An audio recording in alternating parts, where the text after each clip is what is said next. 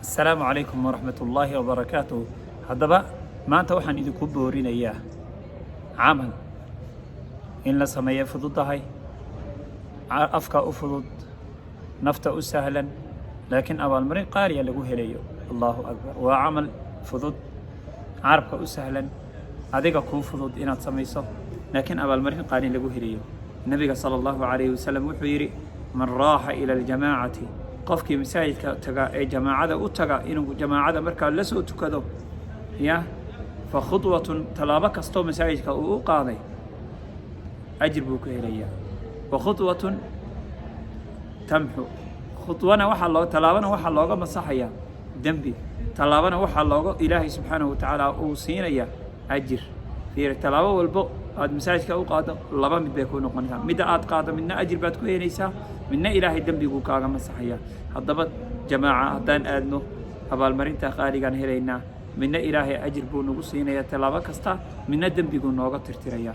dhammaanteena dambi dhaaf baan u baahannahay, ilaahay inuu nacafiyaan u baahannahay, cafiska ilaahay baan had iyo jeer raadinaa, waxaan u cibaadaysanona u tukanaynana waa intaa.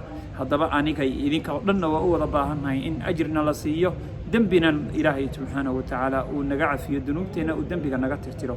haddaba dhammaantiinna waxaan rajaynayaa in camalkan markaad maqashaan aad samaysaan. waa la wada og yahay camalkan, waa la garanayaa, waana la yaqaanaa, waana la wada og yahay tegitaanka masaajidka in ajir lagu helo, laakiin samaynteeda way adag tahay runtii, inta samaysana aad bay u yar tahay. haddaba masaajidka maxaa naga haystaa? masaajidka haddii ajirkan lagu helayo talow ma inaan iska fadhiinun iska sheekaynon guryaheena ku tukana miya?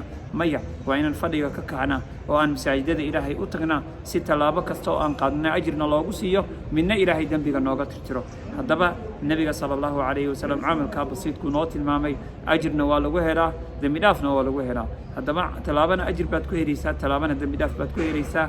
aan masaajidada tagna baaraka allahu fiikum, salaadaha iyo jamacana aan u aadno si aan masaajidka ugu soo tukanno, waayo taasina waa waajib ilaahayna wuuna faray.